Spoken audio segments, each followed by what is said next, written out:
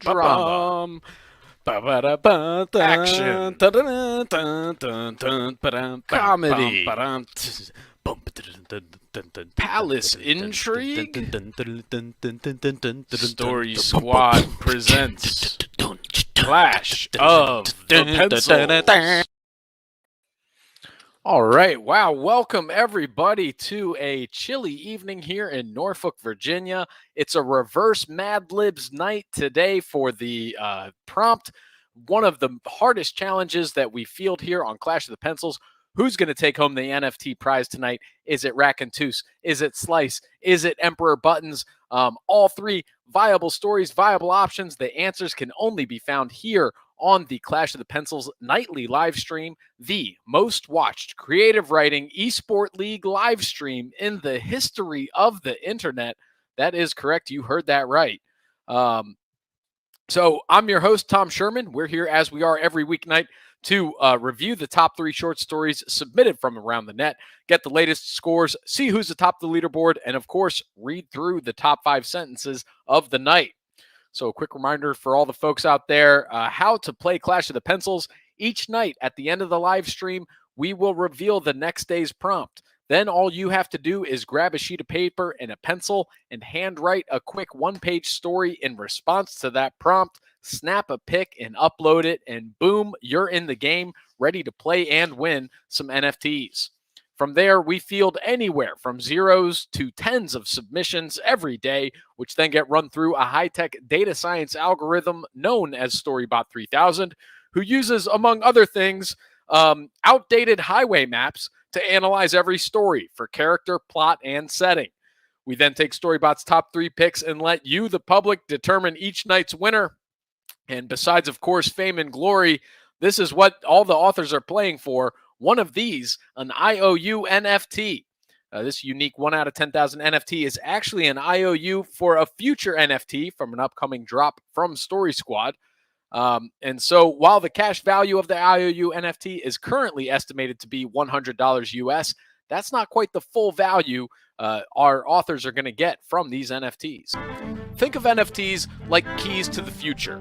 Right now, as humans, we interact with businesses and organizations much like ants might their queen, slaving away day in and day out for resources to give to the queen so that she may survive. NFTs turn this one-directional relationship into a community partnership. Owning NFTs of organizations will allow those owners special perks like early access to future products, exclusive content behind paywalls, and access to the inner community. Not only that, but NFTs are transferable, allowing owners to sell at a premium, which in turn appreciate all other NFTs held by community members. So NFTs are part art, part online identity, part admission to a virtual country club, part crypto speculation, part generational wealth, and all real, baby. So let me tell you this. I know it's the holidays. We're interacting with a lot of people that don't know what NFTs are. If they're scared, if they're worried, if they get angry when you mention NFTs, that's all natural reactions, folks. Just let everyone know they're probably going to want these. You know, maybe not right now. Maybe they don't get it. But hey, it's better to have it and not want it than not have it and need it, right? I mean, so if you're out there and you're wondering, what can this value actually bring to me? I mean, who knows? It's better than nothing. That's all I'm saying. Speaking of better than nothing, this is one of the top short story and analysts we have in the business joining me tonight as our co-host. And that is a certified master by the Breadloaf School of English. He only stops reading for 30 minutes a day to do this live stream. And that is Greg, the Reader Peterson. Thanks a lot for taking a break from that book there, Reader. In Westphalia, in the castle of my lord, the Baron of Thunder Ten Shock, there was a young man whom nature had endowed with his gentlest of characters. His face bespoke his soul. His judgment was rather sound, and his mind of the simplest. This is the reason, I think, why he was named Candide. Hey, Tom. Wow, Candide, indeed. And I see why you're reading that passage in particular, or how that lines up, because take a look here at the prompt for today. Use the following words in a story: mind, lake, and rice. And that passage was about the mind, but I could see how you might work some lake and rice imagery into that as well. I don't, but that's not going to stop us. Lake, rice, mind. I'm really interested in the order in which these come, because I think it's all going to be a function of the sequence in which you get these random sort of Mad Libsy kind of things where you have to reverse engineer a story around them. That's a fact. A lot of room to run here for the authors. One of the tougher prompt challenges that we get, because it's so wide open, and only one way to see where this goes, and that's just to start reviewing Storybot's top 3 picks. So without further ado, let's just kind of get into it and see what we have from our authors. First story of the night. Let's see. It's going to be coming in from Emperor Buttons. Whew. So let's take a look here at Emperor Buttons' story. One day, Clyde and Jack were reading. Then there was a loud thump and the roof came off. Clyde and Jack screamed, "Help!" but they became resilient and fought him. After many months of fighting, Clyde and Jack killed him. The president awarded them all the money he won, and Jack and Clyde became the richest people in the world. They were very happy. They bought a private lake, and it had fish in it. They swam in it every day. One day they were eating rice by the lake and saw a piranha and put their bowls down and started to fight. All right, 2 readers fight an unnamed threat, get all the money that the president owns, and becomes the richest people in the world. And what do they do with the money? They buy a lake with fish in it and eat some rice lakeside until they notice a piranha, put down their bowls, and get ready to start fighting once again. It was fighting time. Yeah. It was interesting that this shows sort of the adventures that are available to young readers. Anything is possible when you're reading, including thump, the roof just gets ripped off your house. There's some sort of disruption to the everyday.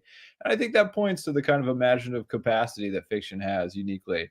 There's certainly some fantasy elements. The president awarding them all the money. The president can't do that. But I loved how they were resilient, and I think it took many months to fight whatever this unnamed oppositional combative was off. Right. That's a stick-to-itiveness that I'm interested. I think that deserves some sort of financial reward. Yeah.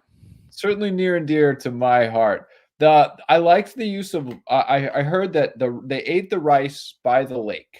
Those were the rice in the lake, and that kind of came at the end. So I feel like that was sort of thrown in there, and I want to put the plot a little bit further out, because the plot to me ended on this kind of cliffhanger, and I think that because rice and lake were sort of tacked on at the end, and then we get the piranha and they start fighting again, it wasn't a super satisfying ending. This felt like the middle of the story. And when you get one page, you get beginning, middle, and end. I really want that ending to pay off the conflict that starts in the beginning. There's a symmetry to those. There's a bookend to those. And so I think that what we want here is to really see how these words go in overlaid against that beginning, middle, and end of the story. So where was mind? Did you track that? It's actually, mind was not in it. Mind wasn't even in it. All right. I triple checked, and where they're going to be kicking themselves is they actually crossed off mind from the list of they had all 3 words so that they could make sure that they got all 3 in, and I think they prematurely crossed off mind, or they had mind written down in their mind but just didn't get it on the paper. Tough break there, indeed, for Emperor Buttons. And yeah, I kind of agree where like the rice and the lake were shoehorned in, but I actually liked the ending a bit because it felt to me almost like rather than the middle, it almost felt like the setup to the next sequel, where it's like you're eating rice by the lake and you see a piranha and they kind of look at each other and like, oh, here we go again. Like, have to fight for years against this piranha now. So I didn't. Like, I see where you're saying where it wasn't a conclusion. It was almost like to be continued ... versus a solid ending. So yeah, I see where you're going with that for sure. But yeah, I mean, what's that? 2 out of 3 is not bad. 2 out of 3 is 2 out of 3 is not bad. That is, I mean, that is 66%. That's passing grade. Oh, we round up 67%. There you go. According to my transcripts, that's how you pass college. I mean, so that's all I can say about that. The old D's equal degrees adage. The old D's get degrees. I mean, that's neither here nor there. But let me tell you what is here. And that's because all you need, kids, if you want to host a live stream show, all you need is that degree. Yeah. This will get you there. And then, if no one's really asking for your transcripts after that. That's all I'm saying. So just get that piece of paper. You can use the back of it to write your one-page story. Oh, that's inspired. Storybot loves diploma paper. That is a high heft that you don't think that comes through on the picture, but it will. It does. It does. And it does. Storybot. Speaking of a hefty story, let's see what Raccoon Toos has in store. We always get some good stuff from them, so let's just fire it up. Harriet packed her 3 kids into the station wagon and set off for the lake. It was an annual tradition. She met her 2 sisters and their kids there for a relaxing day of fun in the sun. You couldn't swim in the lake. There was a pool for that, though you had to pay extra. On one hand, it seemed like a state park scam. On the other, it made sense. You can't have people frolicking in algal blooms. Fun in a controlled environment was better. Harriet didn't mind. Although a good swimmer, she hated water where she couldn't see her feet. Something about the unknown bothered her. The pool was huge, an irregular shape of water bound by concrete that stretched in all directions for 50 yards. Lifeguard chairs dotted the perimeter, and a buoyed rope separated the deepest end from the rest. Harriet, her sisters, and all the kids set up camp outside the pool's fence. Once they were all lathered up with sunscreen, they stood in line to pay a few dollars for admission and a wristband. While they waited, the 10 kids listened to instructions about the buddy system, where to go in an emergency, and what time to meet back for lunch. The sisters had it down to a science.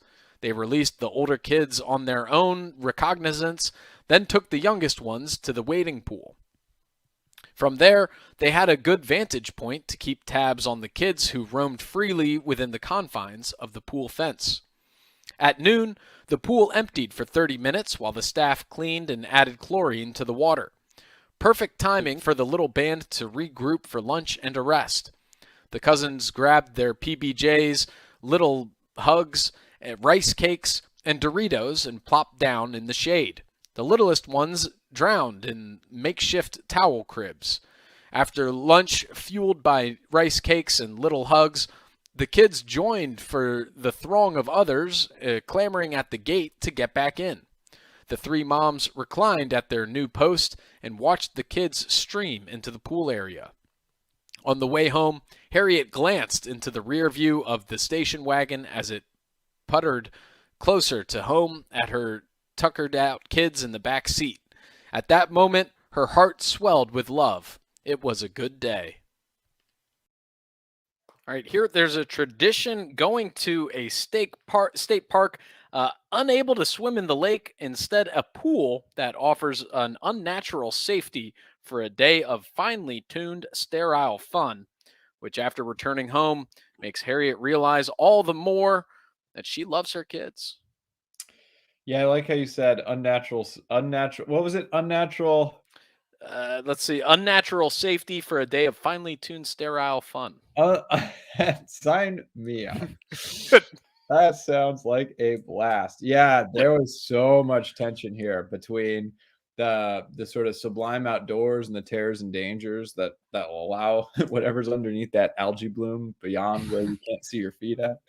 And knowing that your kids are safe. This was a really, really interesting and densely layered sort of extended meditation to me on sort of a protection racket, and that sterility in a natural environment, and manicuring this, or putting on or producing some sort of experience of fun, but over engineering it to the point with all the administrative and bureaucratic control, complete with surveillance. We got the bars around the pool. It's like they're waiting to get in to break into the prison for the fun that's supposed to be had at the designated time. We have 10 minutes of instructions. Like any good administrator, they're going to really, really hammer you on training and professional development, even as for the swimmers.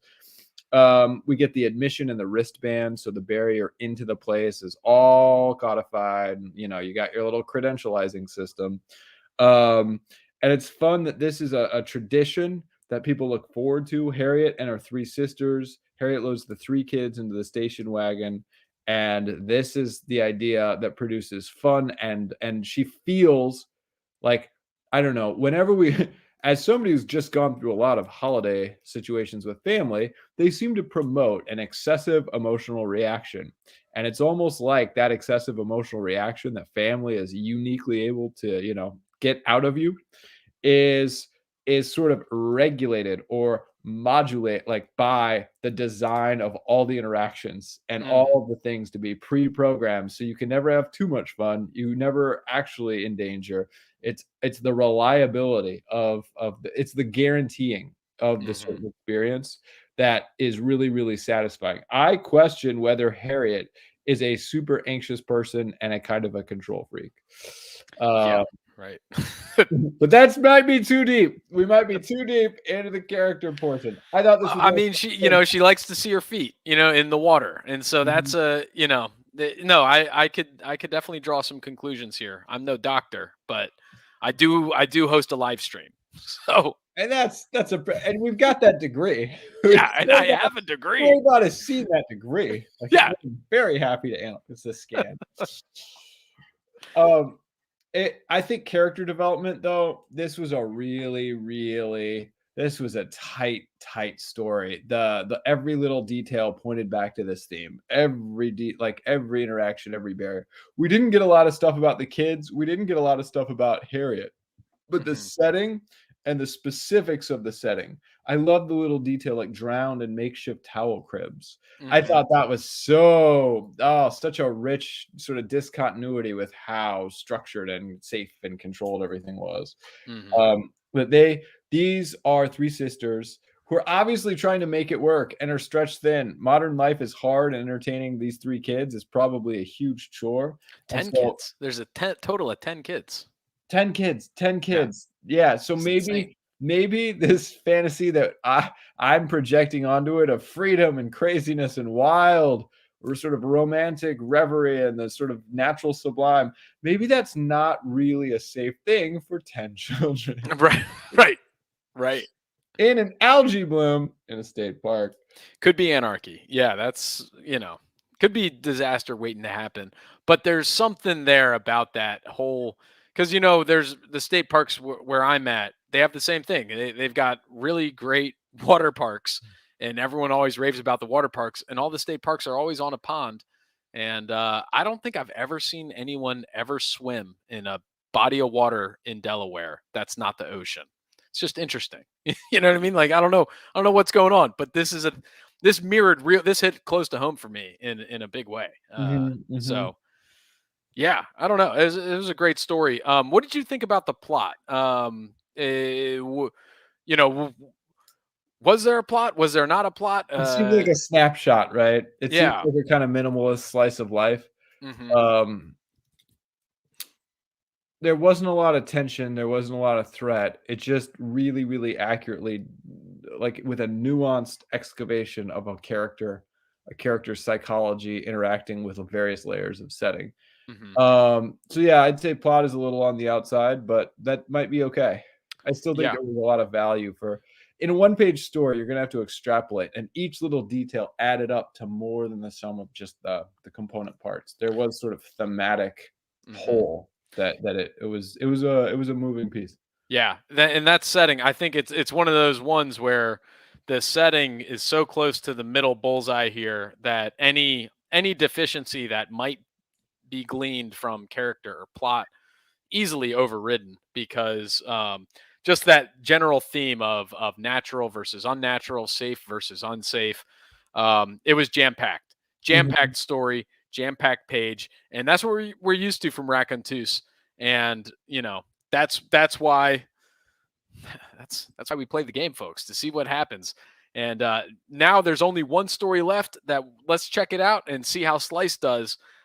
This is the last pick from Storybot's top 3. Framboise would be livid with her dad if she only knew that when she went to bed each night, he played in her princess castle. His buddies would even come over on Friday nights and play poker inside the tent. He was even kind of shocked that she never mentioned the chip and musk oil odors lingering in the pink polka-dotted fabric.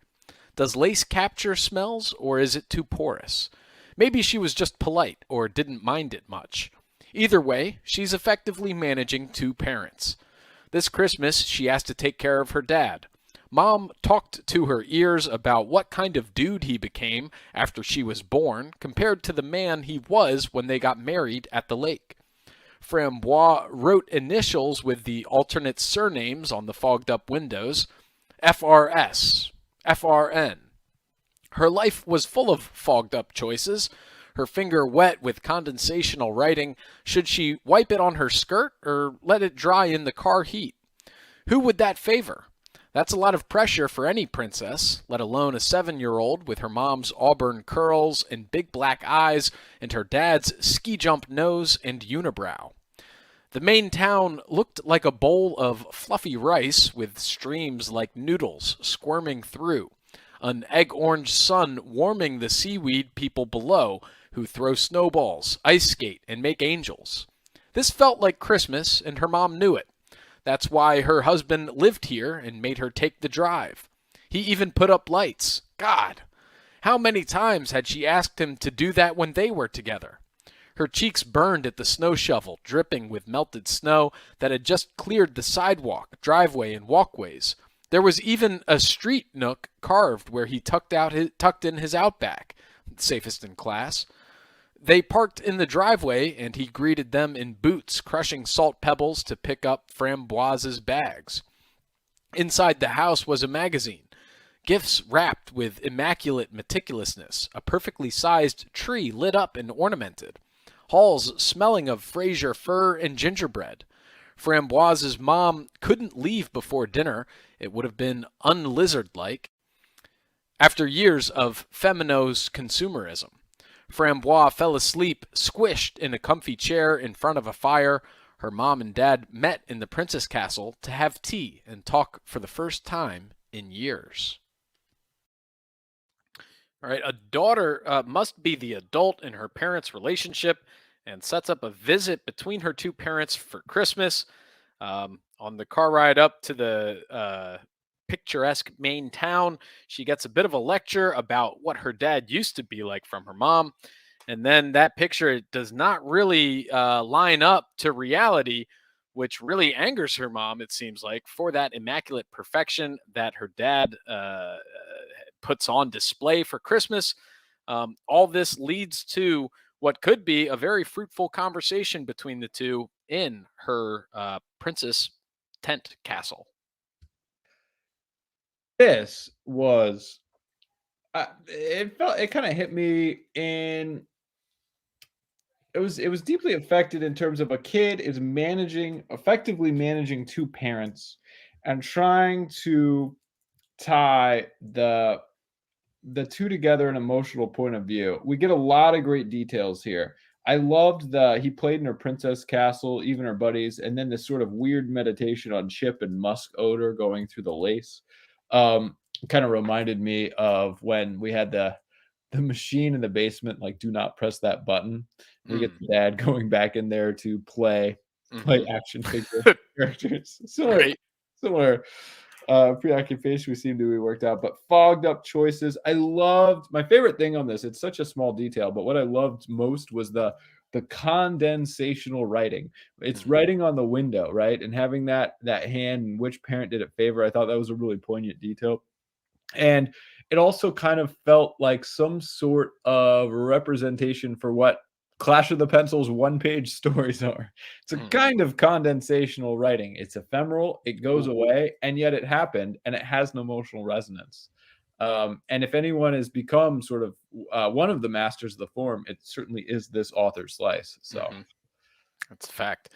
Yeah, no, it was a good little story. I was a big fan of the characters. I thought I really enjoyed the her mom talked to her ears, and kind of did the whole like your father was so different, before you came along. I've heard that. I've heard parents say that to kids in multiple different ways, and it's always an interesting sort of thing to bring up, you know what I mean? And uh I don't know, it really hit home. There were a couple just arcs of and then then getting mad that the other person's sort of doing things right. You know what I mean? When you're setting up this expectation that they're a bum or something along those lines, and or feeling resentful for things that are happening now that didn't happen back then, like putting up lights. And there's just it was a lot of layers here. lot of And layers, a lot of for something that happens on one page.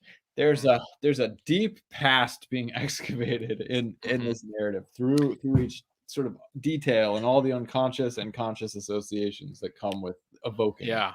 And there was something about I don't really know if I understand what the exact symbolism is or means, but there's something about that the magic of having a fort tent, playing inside a kid's fort, even as an adult. Um, Yeah. that actually one Christmas many years ago, at my girlfriend's at the time, and her sister had a new boyfriend.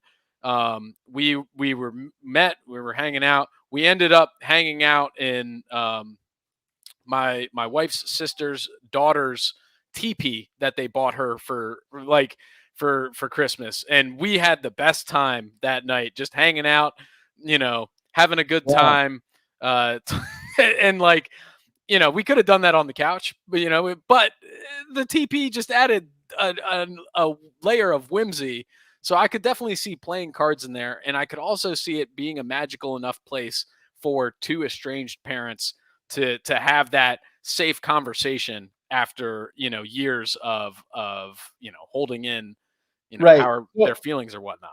so much of adulting seems to be like going on the theater of putting on viable domestic spaces like living rooms and like Mm, upholsteries. right, And the right. right? The TP, like that's gonna be a source and a trigger for like all the friction, right? And but yet Hmm. the TP seems to like undo that. It allows the actual conversation to take place and kind of cut through a lot of the Right. build up. Yeah. So, best of luck to Frambois' parents, for sure. Let's hope that conversation works out. Um, Speaking of working out and conversations, this conversation has worked out very well between us, but doesn't matter, meaningless. Are you As saying it's like the condensational writing on the window? just Ah. just writing on the window and letting it dry on the finger, because there's only two opinions that matter. Neither of them are ours. Number one is Storybot's 3000s, and we just watched their top three picks. And then the second is the public at large. And so let me just hit the update button here on the Storybot 3000, and it is telling me it has updated successfully. So let's see. Let's just see what the people are saying. I just need to scroll over here. Obviously, to start the week, the Gregorian week, there were, no scores. So I just hit refresh. Let's see what we got. Boom, there it is. Bam, Bum, bam, bum, bam, bum. bam. It's coming in from Slice, 165 points, followed by Rack and Toos. And then meanwhile, Emperor Buttons coming in third with 119. Great stories all around, and congratulations to Slice taking down the NFT for the night. So good stuff there. And if we looked at the triangles, that kind of matches up with our analysis a bit. Slice did have the tightest triangle between the three different analysis factors. So there you have it. Let me see. We'll scroll over here to. We need to have a function where the area of those triangles is calculated in real time for some sort of specious story metric. Now that's an interesting. Yeah. We can work on that. Yeah. That's a made up equation. Are you saying a made up math equation to describe literature? Now that seems like something that people need. The internet wants this. There's a hunger for precision. Oh man. So let's take a look. The prompt for tomorrow's Storybot 3000 would like to try out this holiday break. What should it do to relax? Clash of the Pencils will return with more NFTs and live streams on 1/4/2022. Woo! So we gotta open up Storybot and get under the hood. Get under the hood. Storybot needs a break. Shave off some of those corns.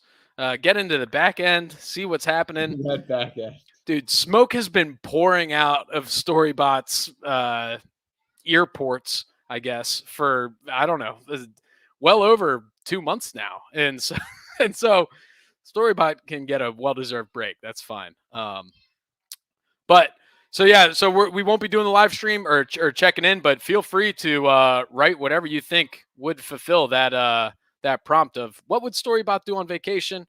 And, I don't know if that's going to be the first story on the day back.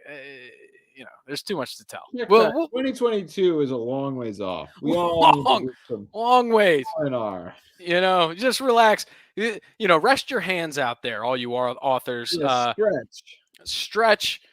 We will be replaying the best of reel. We've got about 4 hours of best of stories from the past couple months. So we'll play those a couple times. Get your mind right, have some entertainment, think some thoughts, catch up on all the great characters. But I'm just rambling now. You know what we need to do before we can sign off and start enjoying this holiday break? What's that, Tom? We need to do the top 5 sentences of the night.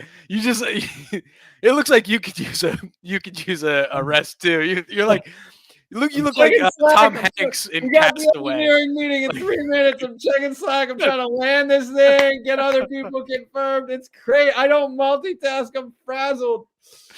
Oh my gosh. Top 5 sentences of the night.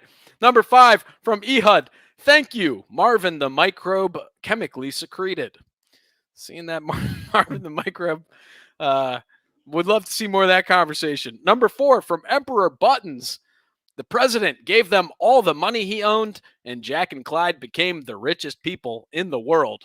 I bet the president wishes that he was the richest person in the world. But that would be nice.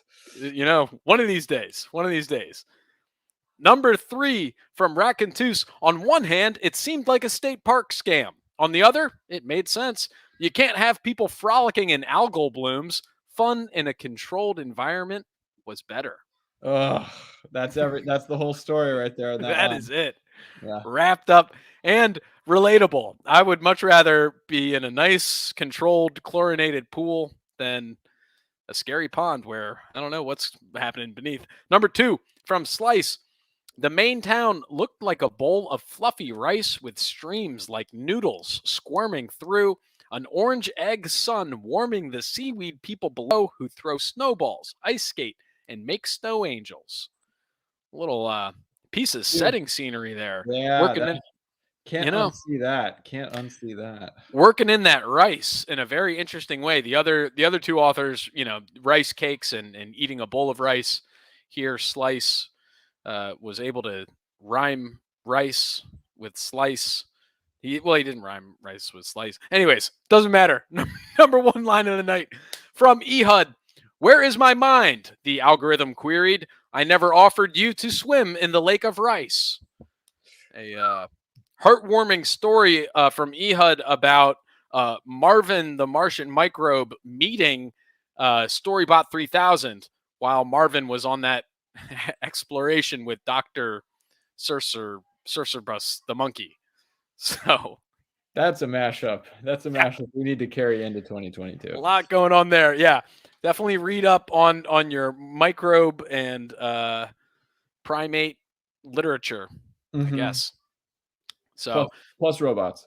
Plus robot. Yeah, I mean, you can't forget the robots, honestly. That's so there you have it, folks. That wraps up another edition of the Clash of Pencils nightly live stream.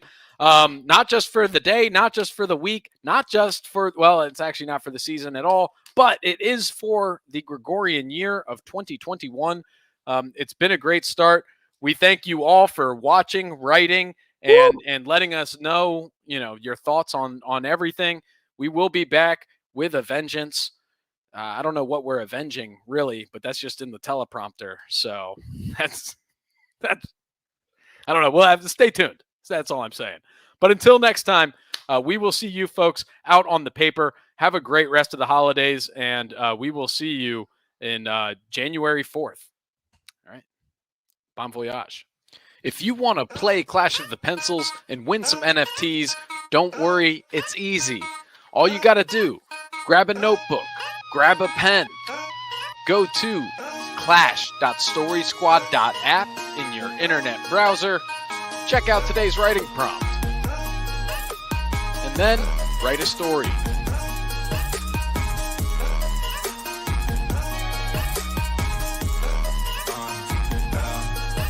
All right, once you're done with that, all you got to do, take your phone, snap a picture,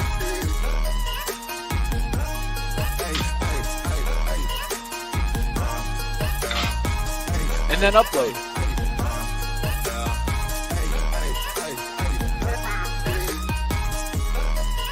It's just that simple to play and win in Clash of the Pencils.